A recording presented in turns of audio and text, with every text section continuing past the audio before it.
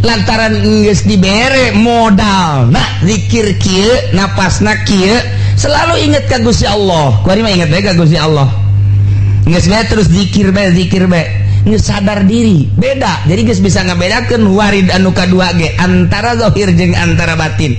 artina ke diberenya ieu mah awak sina teh roh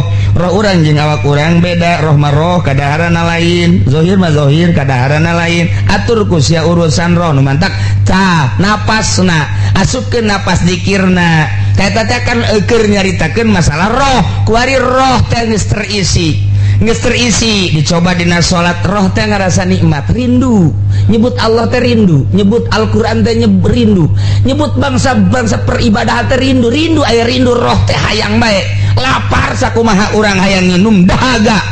urang teh lapar sakumaha urang hayang dahar aya tak eta teh dahaga sarua roh ge jadi aya satu kenikmatan zikir teh ngeunaheun roh teh mulai kuari tina goplah sok poho ka Allah kuari dan rekawari dul yaklah payatan abau eli hudang min naumil goplah ila hali zikir daim kuari terus-terusan zikir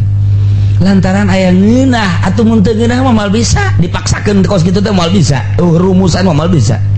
jadi ngeunaheun jasa merenung muraqabah nginget-nginget Gusti Allah teh naon karesep urang zikir ngeunaheun jasa zikir ka Gusti Allah teh zikirna geus deuk mana bae la ilaha illallah ngeunaheun deuk la haula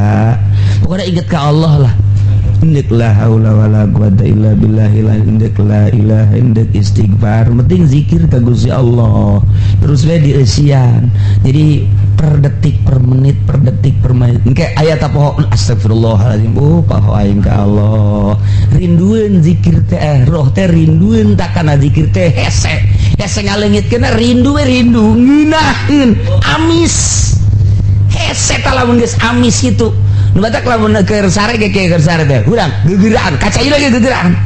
lantaran ngeunaheun jasa tah ngeunaheun teh salat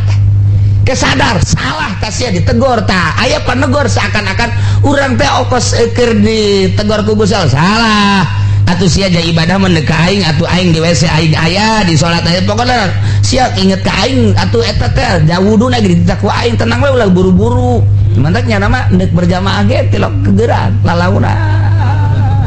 eta ketinggalan